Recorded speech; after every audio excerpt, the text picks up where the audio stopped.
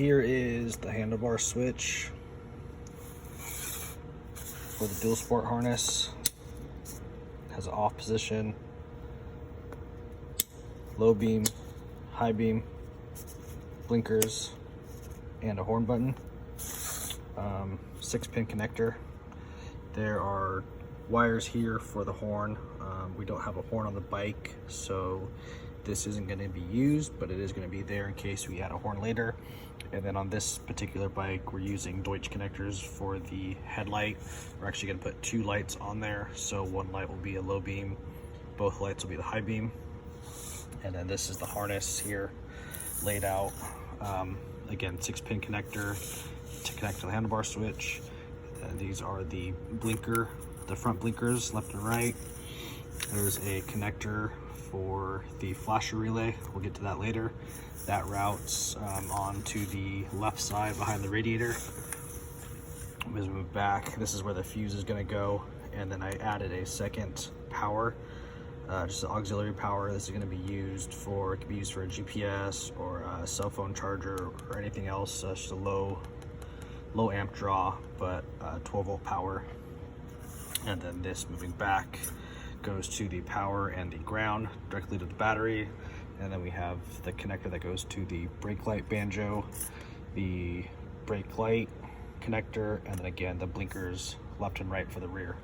So that's it. I'm gonna go ahead and put this stuff on the bike and show you guys how it routes. So this is a 2008 Honda 450X.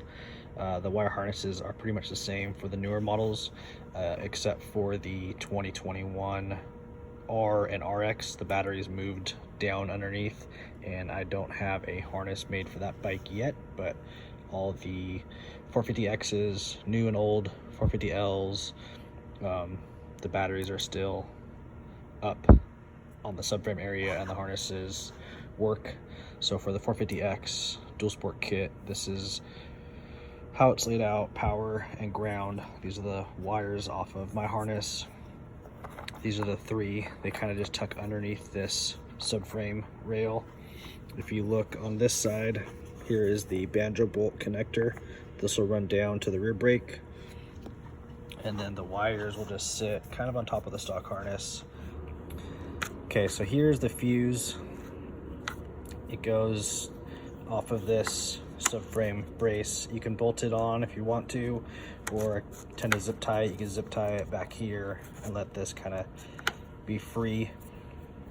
Down here, the harness routes under the frame. Here's the auxiliary plug we can reach in and connect to it if we need it, or we can leave it and zip tie it up. Then the rest of the harness runs with the main harness and will run up. I like to tuck it in behind the radiator underneath this water line. So if you unbolt the top bolt off of the radiator, you can pull the radiator away and feed the connectors through and up with the harness up to the front. So looking in, clutch cable, throttle cables, harness goes on the left side. This connector is for the flasher relay. What I like to do is route it up with the harness and then bend it back on itself, and then you can connect the flasher relay, and then down behind here you can zip tie or bolt on the flasher. I don't have the flasher with me, but it's just one of those square block style ones, and you can tuck it in behind here. You could bolt it on down lower. There's a few different options you can do. Routes down, flasher relay comes up, and here's your 6-pin connector and the blinker wires. So those will go up here. Handlebar switch will mount on the bars and route down and connect to that 6-pin connector. We'll have blinkers left and right, have a horn button. If you choose to put a horn on, it'll be there ready to go. This stuff will get zip tied in. We'll put the battery strap back on. I like to move the battery off so you can run these wires in. It's easier if you take off the side cover. And then one last thing we'll add is the Banjo bolt pressure switch. We'll bolt that in And this is the Banjo bolt pressure switch we use.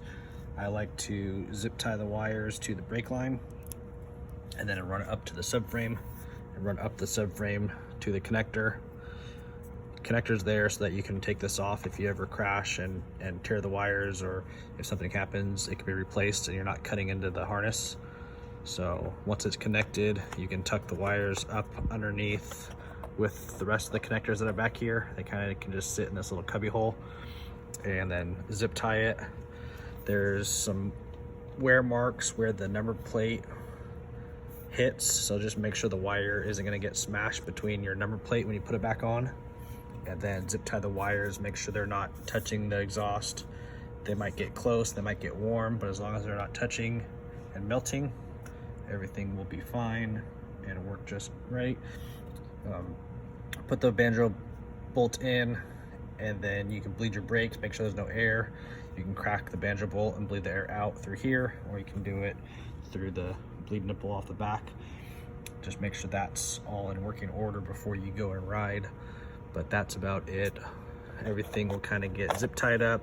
Make sure it's not loose and bouncing around, causing any unnecessary wear. The wire harness, it lays in pretty nice. It's real small. That's the main harness, so it's no bigger than any other wires that are running through here. It's only 6 wires, so you can tuck it in and zip tie it nice.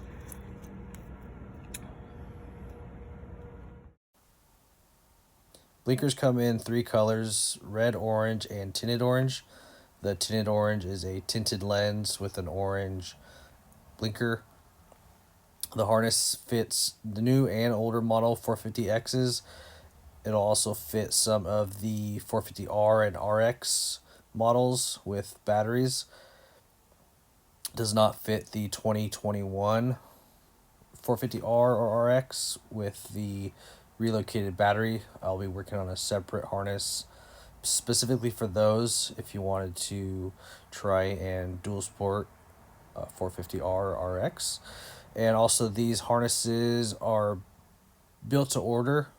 I try and make them specific to your bike and your needs. There's different lights out there, so I try to make them completely plug and play to whatever you're using. So just let me know what you need.